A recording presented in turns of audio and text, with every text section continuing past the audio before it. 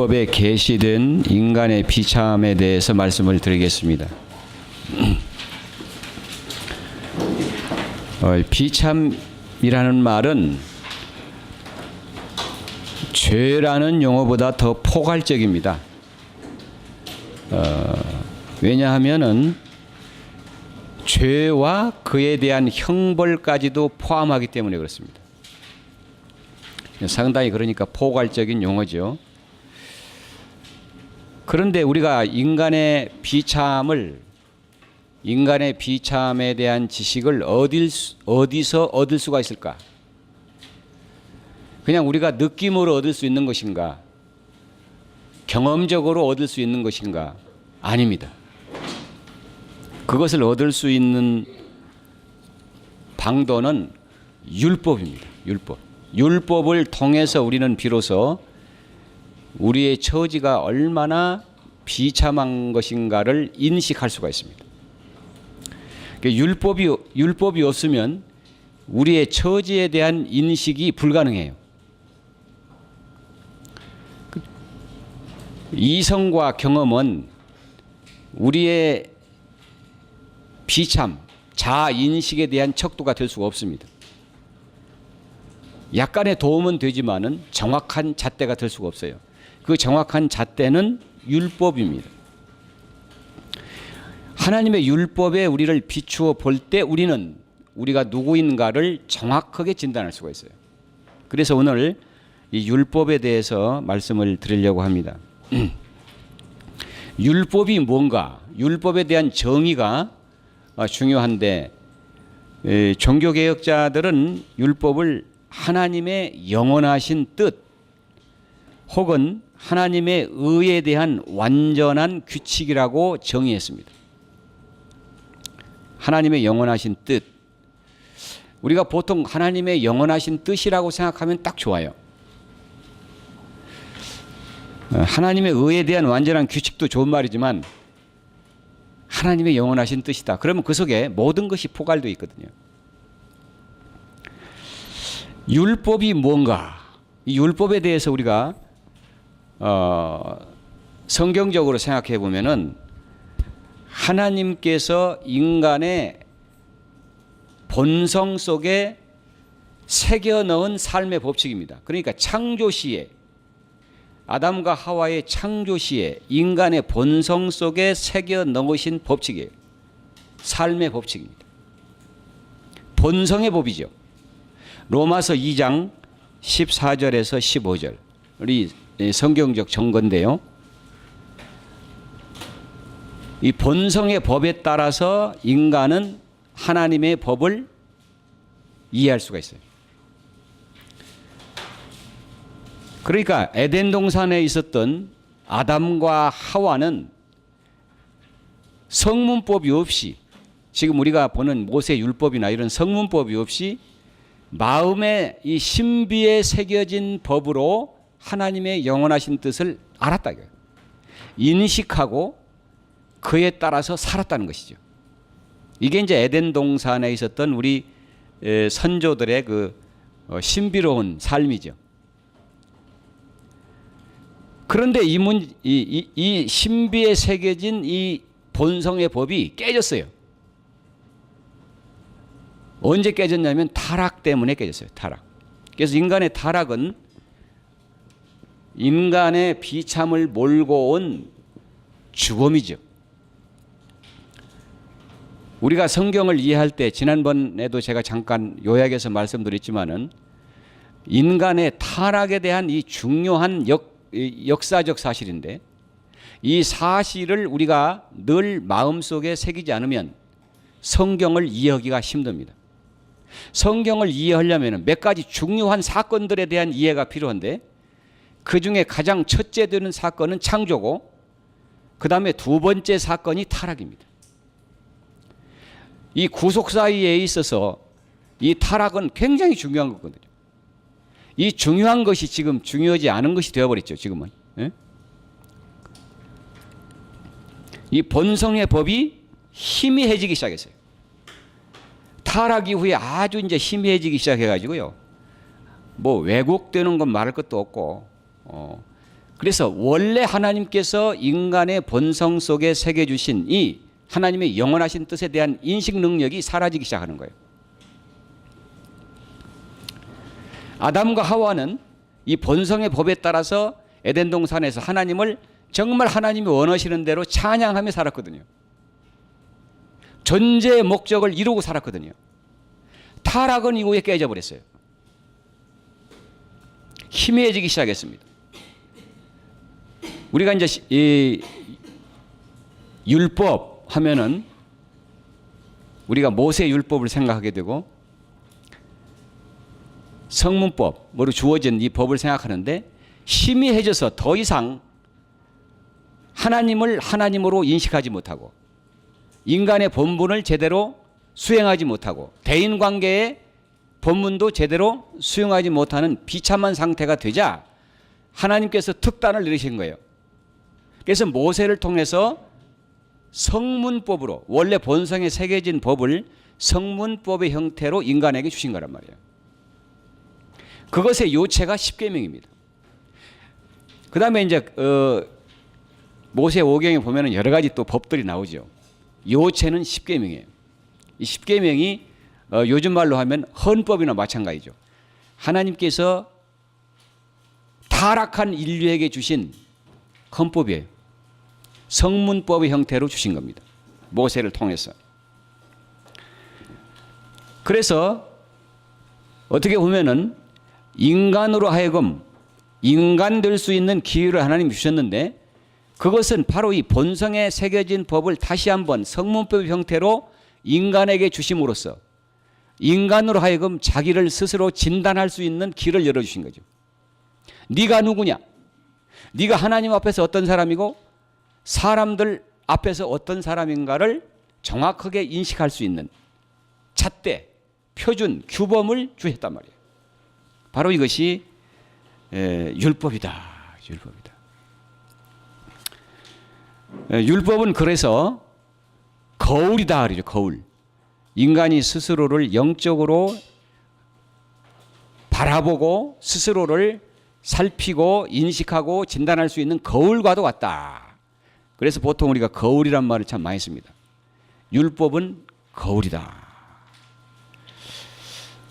그래서 율법 앞에 우리가 서야 무엇을 깨닫는다고요? 인간의 비참을 제대로 깨달을 수가 있다. 인간이 죽고 병들고 시련을 당하고 고통을 당하고 그러니까 인생은 이런 거야 비참하다. 그런 수준을 넘어서는 엄청난 인식이 여기서 나오는 거예요. 예? 그게 뭐냐? 인간은 단순히 뭐 비참하고 괴롭고 그런 존재가 아니고 하나님 앞에서 죄인이라는 인식이 여기서 나오는 거예요. 말하자면 모든 인간의 비참의 원인이 무엇인가를 율법은 보여주고 있다는 거예요. 너는 죄인이다. 너는 하나님 앞에서 죄인이기 때문에 네가 이렇게 여러 가지 인간들이 당하는 여러 가지 이 근본 상황을 맛볼 수밖에 없는 존재가 되어버렸다 하는 것을 가르쳐 주는 거예요. 그래서 이 죄인이라는 것은 사실은 굉장히 중요한 의미를 갖죠. 율법이 없었더라면 우리가 하나님 앞에서 죄인임을 그 누구도 깨달을 수가 없습니다. 율법이 우리에게 주어졌기 때문에 이 본성의 법이 율법을 통해서 우리에게 다시 주어졌기 때문에 우리는 하나님 앞에서 죄인임을 인식할 수 있게 되는 거예요. 이것이 비참 중에 비참인 것입니다. 우리가 단순히 뭐 아프다든지 뭐 병들고 죽는다든지 이것이 비참한 게 아니에요. 그것보다 훨씬 비참한 것은 우리를 창조하신 분과 우리의 관계가 깨졌다는 것을 안다는 것이죠. 이것이 깨졌다는 것이 그렇게 비참하다는 거예요. 이걸 모르면 인간의 비참의 실상을 알 수가 없어요. 그런데 우리가 하나님 앞에서 죄인이라는 이 사실을 가르쳐 주는 것은 율법밖에 없어요. 율법을 제외하고 그 어떤 것도 우리가 하나님 앞에서 죄인이라는 사실을 가르쳐 주지 않습니다. 오히려 인간의 능력을 부풀리고 인간으로 하여금 자기 진단을 바로 하는데 방해를 하지요. 올바로 인도하는 것이 없어요. 율법밖에 없습니다. 그래서 율법의 직무가, 가장 큰 직무가 뭐냐면 죄의 인식이다. 율법은 인간으로 하여금 죄를 인식시키기 위해서 주어진 것이다. 물론 삶의 규범이긴 하지만 그 삶의 규범에 비추어서 자기를 보니까 자기가 하나님 앞에서 죄인임을 우리가 안다는 것이죠. 그래서 그 율법의 본래적 직무는 사실 인간으로 하여금 죄를 인식시키는 데 있다. 율법이 없으면 죄도 없는 것입니다. 우리가 로마서에 보면은 그것이 분명히 나타나겠죠. 율법이 없으면 죄가 없어요. 죄가 죄로서 규정되지를 않는 것입니다. 그러니까 율법이라는 건 굉장히 중요한 거예요. 하나님의 율법 우리가 확실히 알아야 됩니다. 우리가 십계명을 늘 명상해야 돼요. 그럴 때 우리가 누구인가, 인간의 자기 파악, 자기 이해, 주제 파악이 가능한 거예요. 우리가 보니까 인문과학이나 사회과학, 철학, 이러한 여러 종교들 이런 거 보면은요, 인간관이 다 있습니다. 특히 이제 인문사회과학의 인간관 우리가 보면은 성경하고는 엄청 달라요. 우리가 이제 심리학이나 교육학 보면요, 인간을 우리가 성경에서처럼 죄인이라고 규정하지를 않습니다. 그 사람들은 타락사를 모르는 사람들이에요. 합리와 이성과 인간의 경험으로 이룰 수 있는 인식이 아닙니다. 그러니까 인간이, 죄인된 인간이, 타락한 인간이 자기 합리적 이성으로 도달할 수 있는 건 뭐냐면, 예를 들면 심리학이나 교육학에서 말하는 것처럼 미성숙한 존재다 이거죠. 얘는 미성숙이라고 봐요. 미성숙. 이 심리학자들이나 교육학자들은 미성숙이라는 말을 쓰기를 좋아해요. 그래서 교육을 통해서, 트레이닝을 통해서 인간은 성숙할 수 있다고 말합니다. 성숙할 수 있다고. 그래서 요즘 뭐 심리학에서 나오는 여러 가지 치료도 많고 그러잖아요. 치료법도 많고. 심리학이 상당히 뭐를 많이 해줄 것처럼 주장하고, 지금 심리학 웬만치 먹고 살면은 이제 심리학 전성시대로 빠져들어가는 거예요. 배고프면요, 심리학 없어요. 배고픈데 무슨 심리학입니까? 웬만치 먹고 살 때 되면 이제 심리학이 기승을 부리는 거예요. 그러니까 심리학적으로 인간을 판단하고 또 인간에게 행복을 줄 수 있다고 선전하고, 그런데 심리학적 인간 진단의 요체는 뭐냐? 인간은 미성숙하다는 것입니다. 교육도 마찬가지예요. 교육학도. 인간은 미성숙하기 때문에 성숙한 방향으로 끌어올리면은 인간은 더 행복해질 수 있고, 성숙한 존재가 돼서 인간답게 살 수가 있다. 이렇게 주장하는 거죠. 여기에는 죄 개념이 없습니다. 우리가 사유학을 봅시다. 사유학을 보면은 이 사람들은 이 사유의 모순이나 인간이 이렇게 비참하게 사는 원인의 가장 핵심적인 부분을 뭘로 보냐면 구조적 모순으로 봅니다. 구조적 모순. 이 구조적 모순이, 사유의 구조적 모순이 해결되면 인간은 좋아질 것이다. 행복해질 것이다. 그렇게 선전을 했어요. 그 말이, 그 주장이 어느 정도 일리가 있어요. 또 인간이 환경적 동물이기 때문에 환경을 어느 정도 개선하면 인간이 좋아질 수 있는 여지가 있습니다. 그러나 그건 아주 극히 부분적인 것이죠. 만일 그것을 전면에 내세워서 사회개혁하고 또 완전히 이 사회 구조를 바꿔서, 철저히 바꿔서 혁명이라는 이 비상한 방법까지 총동원하고 사람을 살육하고 죽이면서까지 인간의 구조적 모순을 완전히 없애버리려고 등장했던 이념이 공산주의입니다. 그런데 공산주의가 남겨놓은 건 뭡니까? 살육과 전쟁과 죽음이었습니다. 인간을 온통 비참한 처지에 몰아넣고 끝나버렸죠. 인간을 그리고 사육 구조적 모순을 과연 그들이 해결했는가? 그들은 사회구조적 모순을 해결했다기보다는 또 다른 사회적 모순을 창출하고 끝나버렸어요. 그러니까 이 사회학적인 이 인간 이해에도 사실은 굉장히 불량품입니다. 인간의 자기 진단하는데 어떤 부분적인 효과는 가져왔을지 모르지만은 전체적으로 볼 때 실패한 거죠. 철학적 진단이나 종교적 진단도 마찬가지예요. 특히 신비주의, 우리가 보통 이야기하는 신비주의, 철학적 신비주의는 불교와 비슷한 그러한 성격을 가지고 있는데 인간 안에 아주 어떤 신적인 요소가 있다고 그래요. Divine Spark, 어떤 신적 불꽃이 인간 안에 내재하고 있다는 거예요. 그래서 그 인간 안에 내재하는 이 신적 스파크, 디바인 스파크를 제대로 작동시키기만 한다면 인간은 하나님과 합일할 수 있다. 지구의 행복을 맛볼 수 있다라고 주장합니다.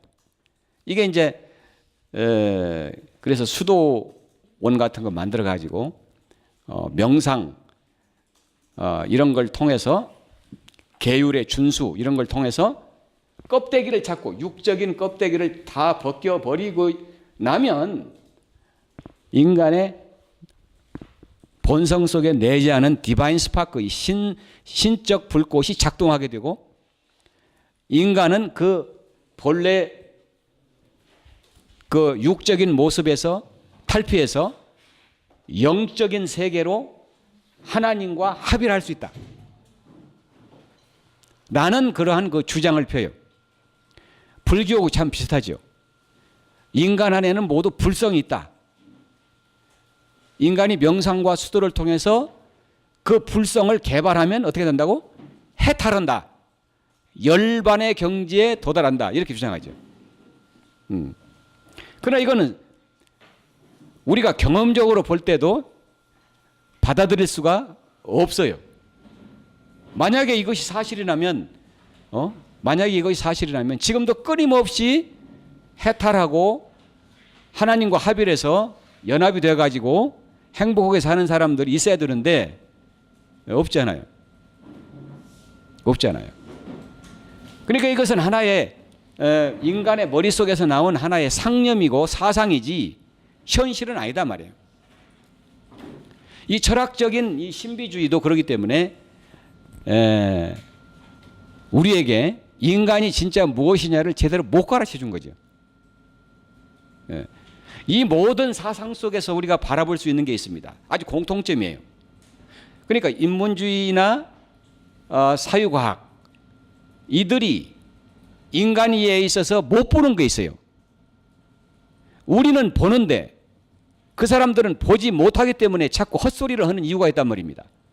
그게 뭐냐면 바로 인간의 타락이죠. 인간의 타락이라는 것을 그분들은 이해를 못하는 거죠. 성경에 인간의 타락이라고 하는데 믿지를 못하는 겁니다. 만약 우리가 인간의 타락을 성경대로 믿으면 해결이 쉬워요. 인간을 이해하기가 논리적으로 더 쉽게 됩니다. 그런데 이 사람들은 인간의 타락을 전혀 고려하지 않고 사상을 전개하기 때문에 인간 이해에 있어서 실패한 사람들입니다. 그러니까 인문과학이나 사유과학이나 인간이 내놓은 윤리나 도덕이나 이런 걸 가지고 인간을 올바로 진단할 수 있는 잣대가 될 수 없다는 거죠. 그것은 오직 하나님의 율법만이 할 수 있다. 그렇기 때문에 인간이 만들어 놓은 인간이 이 타락사, 인간의 이 타락사를 고려하지 않고 만들어 내놓은 모든 이론들은 인간의 정확한 자기 이해에 도달하는데 방해가 돼, 오히려.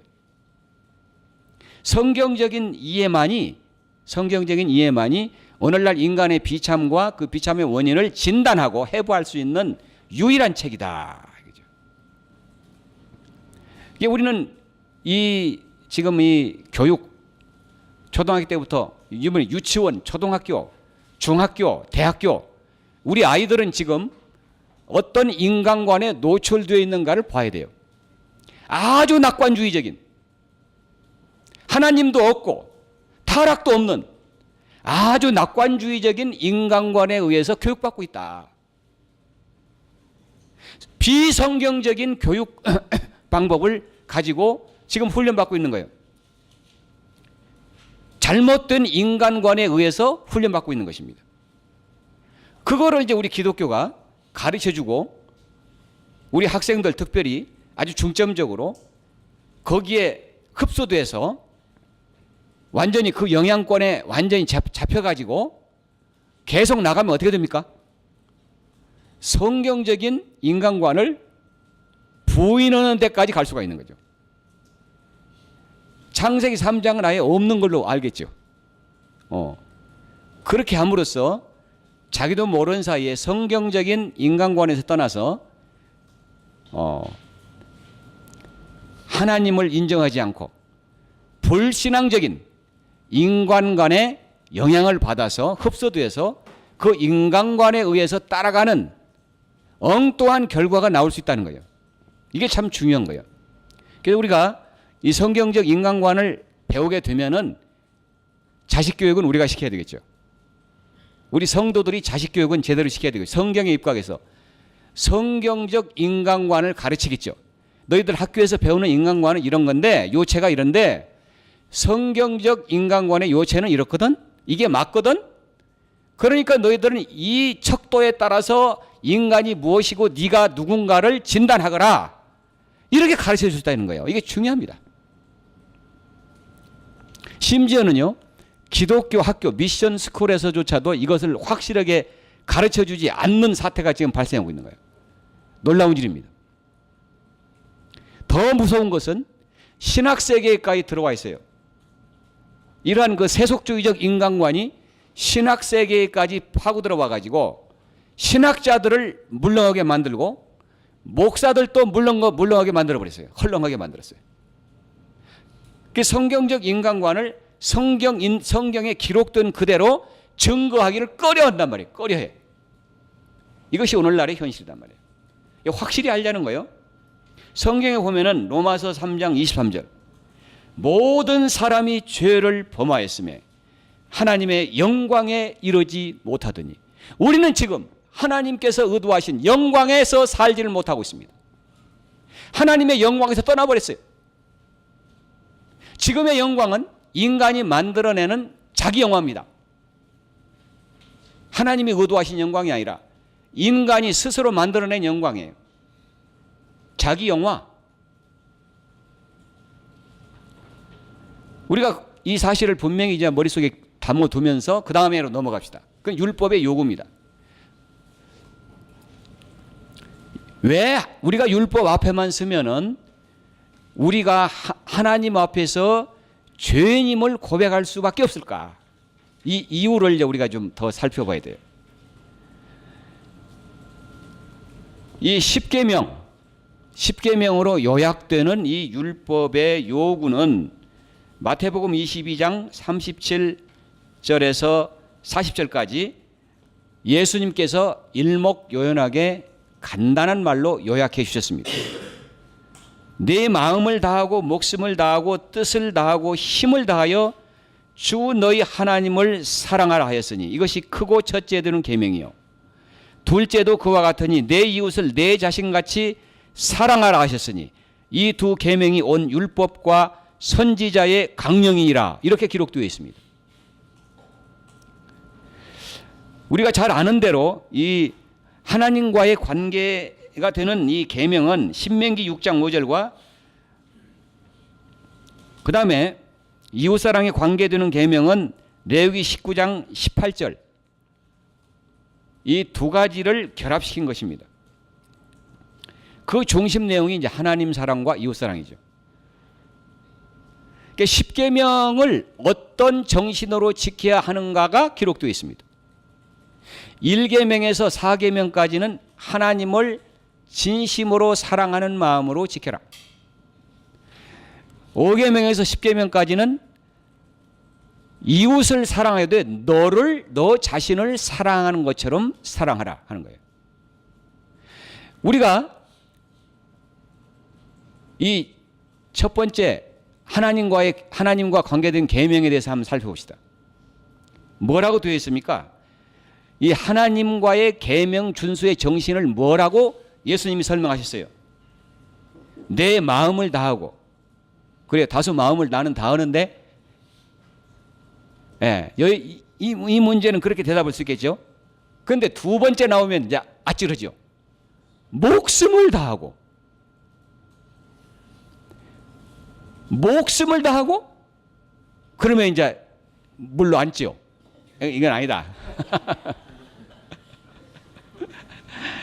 세상에 목숨을 다하고 하나님을 사랑하는 인간이 몇이나 돼? 자기는 아닌 것 같아. 예. 그 다음에 봅시다. 뜻을 다하고. 우리의 의지의 총체가 하나님 사랑에 지향되어 있느냐 보면 여기도 대답이 시원찮죠. 내 뜻대로 많이 했는데 오히려 하나님 뜻보다는 내 뜻대로 하나님을 섬겼는데, 우리가 하나님을 섬길 때 어떻게 섬기냐? 지 뜻대로 섬겨요. 지 뜻대로. 하나님의 뜻에 맞게 섬기는 것이 아니라 우리의 의지가 잘못 오리엔티드, 방향 정의가 되어 있는 거죠. 힘을 다해서, 뭐 인간이 뭐 힘이 많지는 않겠지만 그래도 힘쓰면 꽤 쓸만하거든요. 그런데 우리가 힘쓰는 거 보세요. 힘쓸 때 천갈래 만갈래로 찢어져서 힘을 쓴단 말이에요. 제일 많이 힘쓸 때가 하나님 사랑인데, 하나님 사랑을 위해서 우리가 하루를 지내놓고 가만히 생각해 보면 하나님 사랑을 위해서 힘쓰는 부분이 이렇게 많지 않아요. 일상적으로 볼 때. 이걸 우리가 느낍니다. 이걸 다 합해서 사랑하라. 이것이 진짜 하나님이 의도하신 하나님 사랑이에요. 하나님이 의도하신 하나님 사랑인데 우리가 이 앞에 딱 서면 벌써 물어볼 것이 없죠. 나는 죄인이구나. 나는 웃기는 죄인이다. 그냥 죄인도 아니야. 왜냐하면 자기가 괜찮은 사람이라고 생각하고 있거든요. 나는 이제 예수 믿은 지가 벌써 5년 됐고, 아니야 10년이야. 뭐 요즘 말로는 뭐 모태신앙이라고. 모태신앙 나 제일 싫어하는 말이지만 어쨌든 모태신앙이야. 그럼 모태신앙이라고 딱 보면은 하는 짓이 전혀 아니다 이거야. 예수님 말씀에 1000분의 1도 미치지 못하는 수준이다 이거죠. 그러면서도 자기가 잘났다고 하다가 어떤 때 성령님의 역사로 딱 이 글을 보고 마음을 다, 목숨을, 아니구나. 그건 자기가 깨닫지도 못해요. 써 있어도. 성령님께서 역사하시니까 깨닫는 거죠. 그 순간에. 아니구나. 나는 진실로 죄인이구나. 깨닫는 거죠. 이웃사랑, 내 몸처럼. 자기 몸은 되게 아끼는 게 인간 아닙니까? 뭐 결혼해도 상관없어요. 뭐 결혼, 부부관계, 뭐 자식관계도 마찬가지더라고. 나도 살아봤어.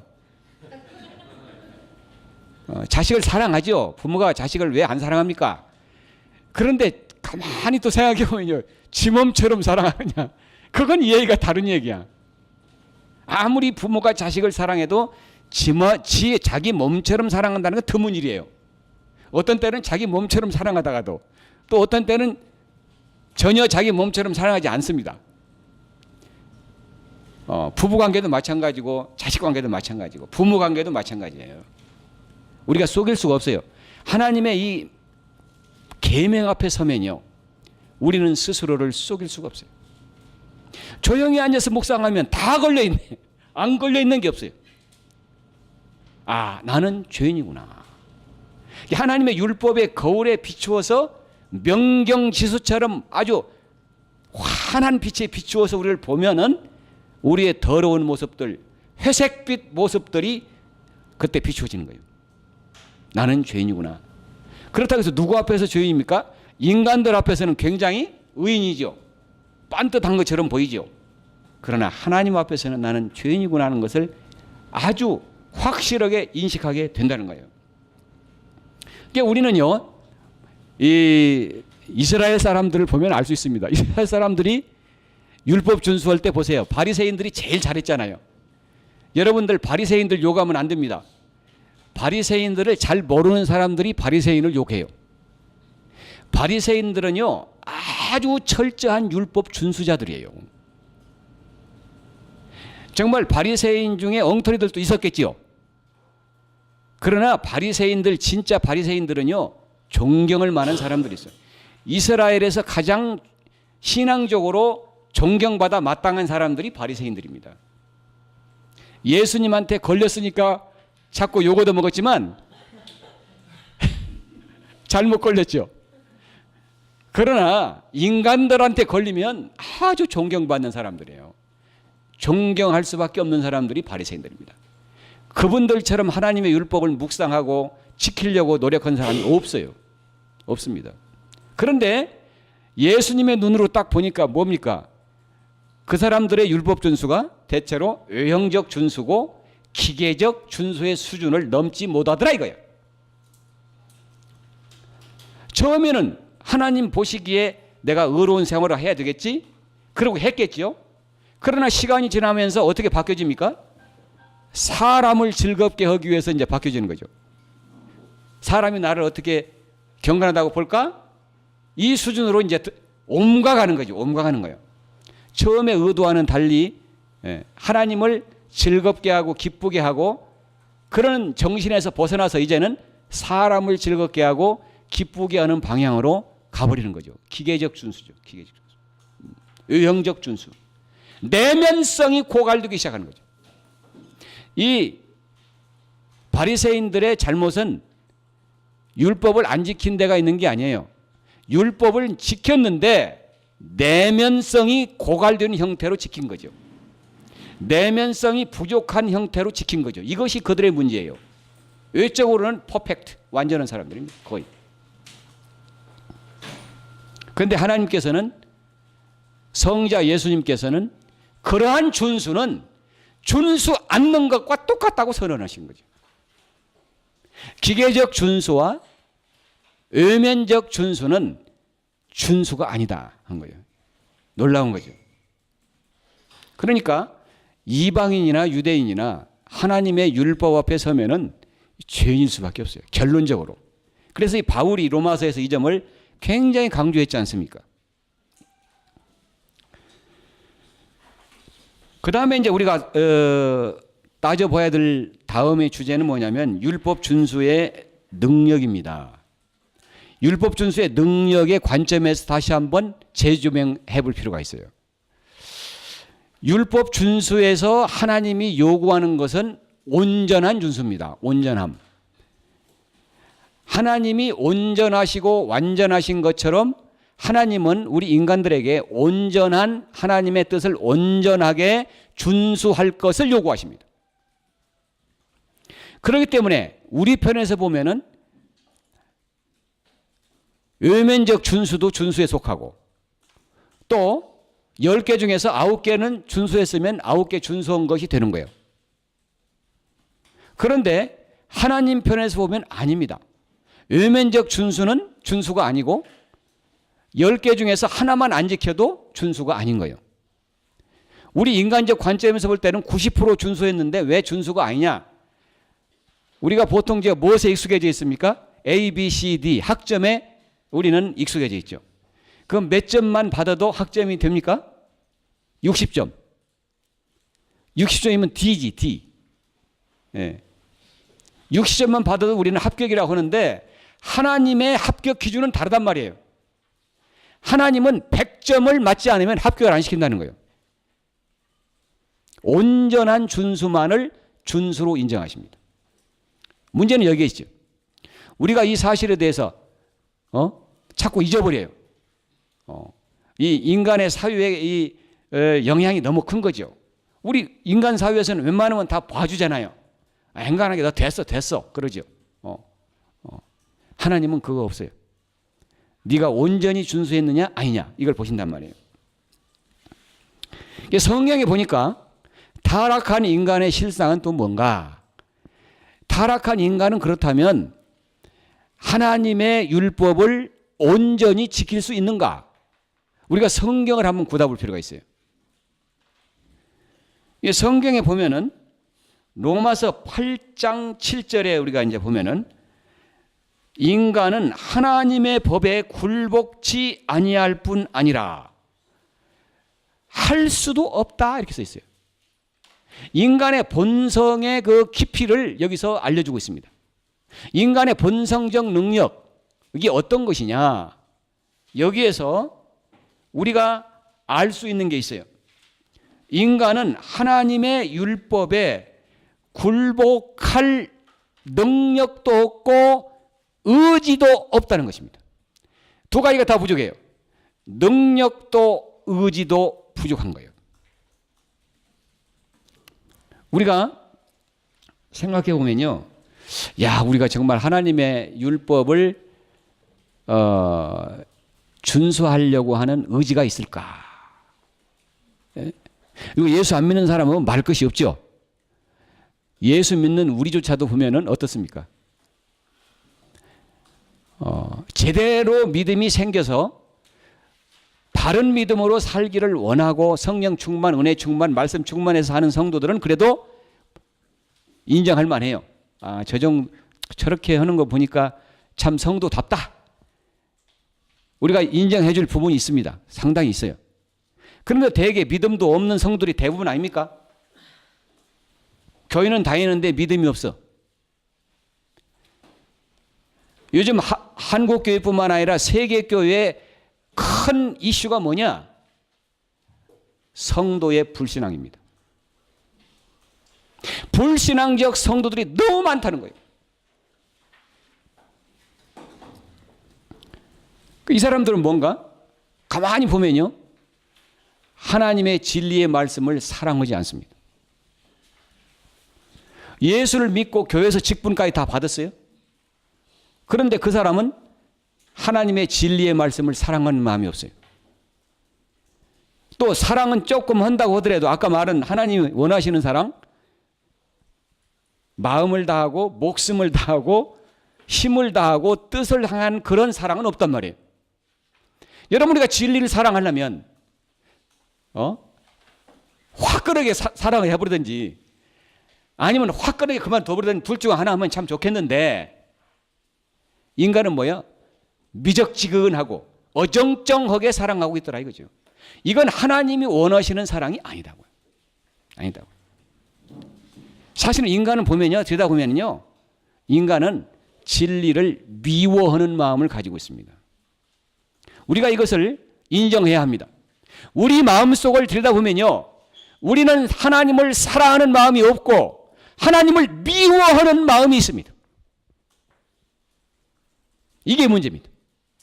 우리의 심성 깊숙한 곳을 조사해 보니까 하나님을 사랑하는 마음은 고사하고 하나님을 미워하는 마음이 들어가 있어요.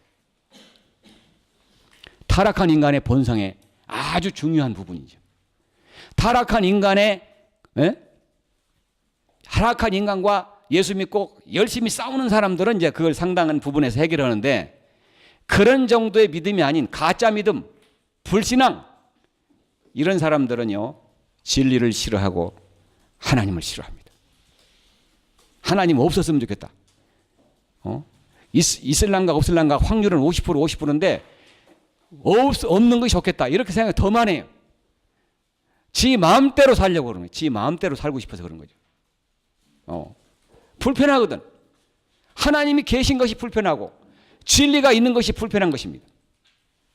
이게 인간의 실상이에요. 우리가 인간을요, 너무 띄워놨어요. 우리가 인간을 제대로 진단하지 못하고 인간을 너무 높여놨단 말이에요. 높여놔. 인간을 너무 영화스럽게 만들어놨어요. 이것이 오늘날 인간의 비극입니다. 인간은요, 언제 제대로 된 인간이 될 수 있을까? 저는 늘 이 도식으로 설명을 합니다. 인간이 진짜 인간일 수 있는 것은, 인간이 정말 인간답게 살 수 있는 것은, 인간이 정말 인간화돼서 행복하게 살 수 있는 조건이 있습니다. 그것은 하나님의 하나님 되심을 인정하는 것입니다. 인간은요, 하나님을 하나님이라고 인정하고 나는 하나님의 피조물인 인간이라고 인정할 때 행복합니다. 인간의 행복의 절대적 조건입니다. 이것이 무너졌어요. 오늘날 이것이 무너져 버렸습니다. 인간은 지가 하나님과 비슷한 존재가 되어버렸고요. 오히려 하나님 위에 올라서서 하나님을 지배하는 이러한 정말 말도 안 되는 상황까지 끌고 가버린 거예요. 지금은요, 인간이 신이 된 시대입니다. 인간이 하나님이 되어버린 시대예요. 하나님은 없어졌고요. 인간이 하나님이 된 시대가 되어버렸어요. 이것이 인간의 비참이에요. 만약에 인간이 하나님을 하나님 되게 인정하고 스스로를 인간으로 인정한다면 이 문제는 다 풀리게 되어 있습니다. 근데 인간은, 타락한 인간은 우리가 로마서에서 보는 바와 같이 결국은 이 길을, 이 타락의 정점, 그래서 스스로를 우상으로 만들어 놓고 섬기는 여기까지 가게 되어 있어요. 이게 인간이, 타락한 인간의 본성이 가는 종착역입니다. 인간의 자기 영화, 자기 숭배, 자기 우상, 이것이 타락한 인간의 종착역이에요. 그렇기 때문에 참되신 하나님의 뜻을 사랑하고 또 하나님을 그것을 통해서 사랑하고 하는 마음 인간의 마음속에 없어요. 의지도 없고 또 설사 의지를 조금 가져보려고 해도 능력이 없어요. 이제는 인간의 본성이 완전히 망가져 버렸거든요. 하나님 사랑하고는 관계없거든요. 이것이 오늘날 인간의 비참의 근본 원인이다. 그것을 무엇이 가르쳐준다고? 율법이 가르쳐준다.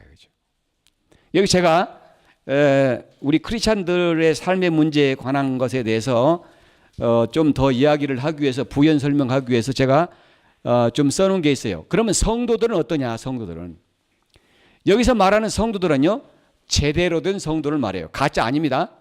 진짜 성도들을 여기서 지금 말하는 거예요. 이 진짜 성도들에게도 문제가 있습니다. 정말 하나님을 사랑하게 되었습니다. 하나님을 사랑하고 싶습니다. 사랑하기 위해서 몸부림칩니다. 그런데 이 사람, 이 진짜 성도들 안에도 문제가 있어요. 이게 뭐냐? 본성 속에 뭐가 있어요? 남아있는 죄가 있습니다.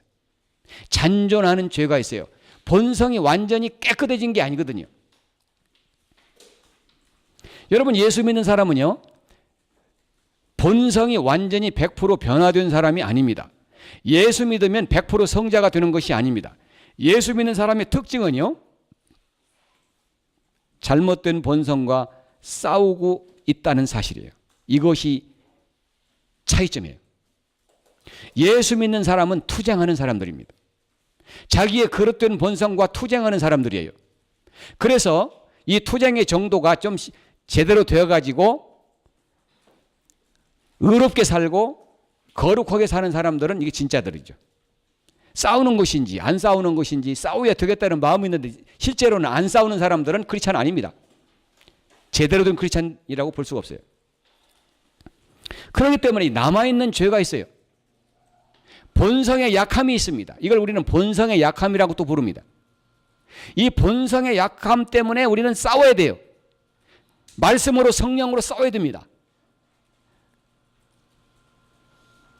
그러다 보니까 어떤 때는요, 우리 성도들, 아주 훌륭한 성도들도 넘어질 때가 있어요. 다른 사람들 보면은 뭐 그것 갖고 넘어졌다 그래요?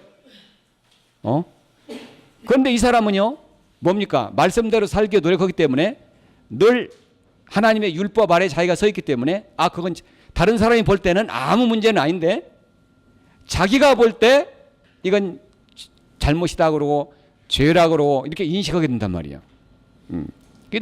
남아있는 죄, 연약한 본성과 투쟁하는 존재이기 때문에 어떤 때는 넘어지기도 한단 말이에요. 그래서 이 인간의 그 실존, 그리스도인의 이 실존에 대해서 루터가 한 유명한 말이 있죠. 동시에 의인이고 동시에 죄인이다. 루터가 이 크리스찬의 이 실존에 대해서 아주 명확하게 경험적으로 또 성경적으로 고찰해서 내놓은 개념이에요. 동시에 의인이며 동시에 죄인이다. 그러니까 인간은 하나님의 율법에 비추어서, 그러면 우리가 크리스찬이 왜 하나님의 율법에 비추어서 자기를 진단하고 또 진단해야 되느냐? 성화의 길을 잘 가기 위해서입니다. 우리가 믿고 나면, 의롭게 되면 거룩한 길을 걸어야 되잖아요. 그 거룩한 길을 성공적으로 걷기 위해서 이러한 진단이 우리에게 또 필요하다. 아주 중요합니다. 우리의 정체를 알아야 돼요. 우리의 실상을 알아야 됩니다. 그래야 우리가 넘어지지 않아요. 크게 넘어지지 않습니다. 마지막으로 우리가 여기서 생각해 봐야 될 부분이 있습니다. 율법에 계시된 인간의 비참, 이제 알겠다는 거죠. 율법에 우리를 비추어 볼 때 우리는 한없이 비참한 존재구나. 하나님의 관점에서 볼 때 우리는 비참하구나, 죄인이구나, 이걸 알았어요 이제는. 근데 이러한 인식이 가져다주는 유익이 뭐냐 하는 거죠 이제. 이걸 인식하면 우리에게 어떤 유익이 되느냐 하는 얘기예요. 여러분, 우리가 율법을 통해서 하나님 앞에서 죄인임을 인식합니다. 도대체 이것이 어떤 영적 유익을 우리에게 가져다 주느냐 하는 거예요.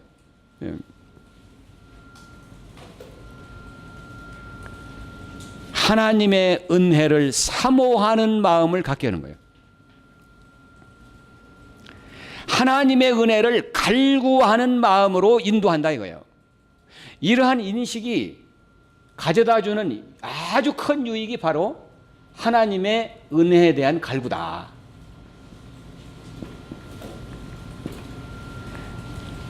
내 안에 아무 선한 것이 없고 그것처럼 느껴지고 나는 하나님 앞에서 정말 죄인이라고 느껴질 때 인간은 하나님을 향해서 소리쳐 외치게 되어 있습니다. 주여 나를 도우소서. 하나님의 은혜의 방도에 대해서 갈구하게 되는 거죠. 이것이 바로 율법의 기능이에요. 그 율법이 없이는, 예수 안 믿는 사람은 하나님의 뜻, 영원하신 뜻을 모르기 때문에 하나님의 은혜를 갈구할 수가 없겠죠. 자기가 죄인임을 인식도 못하니까. 그래서 우리가 전도할 때도 조금 상대방이 듣기 싫은 소리겠지만은 언젠가는 너는 하나님 앞에서 죄인이다라는 말을 해야 됩니다. 요즘 죄인이란 말 했다 큰일 나겠죠? 인간관계 깨져버리죠? 너나 의롭게 살아라 그러고 완전히 인간관계 절단 나버릴 거예요. 아마 형제 자매라도 그걸 못 참을 것 같아. 너는 하나님 앞에 죄인이니까 회개하고 예수 믿고 하나님께로 돌아와서 구원받으라. 근데 그 말을 안 하면 또 안 되잖아요. 너는 하나님 앞에서, 그냥 죄인이라고 만듭니다. 너는 하나님 앞에서 죄인이다. 너는 네 앞에서는 네가 의인일 수 있어. 그러나 하나님의 잣대로 너를 재보면 너는 죄인이야. 이 사실은 좀 우리가 분명하게, 아무리 완곡한 표현을 쓰더라도 확실하게 해줘야 돼요. 그리고 나서 대책을, 그러면 그래 내가 그러면 하나님 앞에 죄인이라면 나는 어떻게 해야지? 그렇게 이제 대답이 나오면 좋죠. 그럼 우리가 그 대책을 주면 되는 거죠. 그러나 이것이 없으면 안 되겠다. 그 다음에 성화의 과정도 마찬가지고. 한 10분 쉬겠습니다.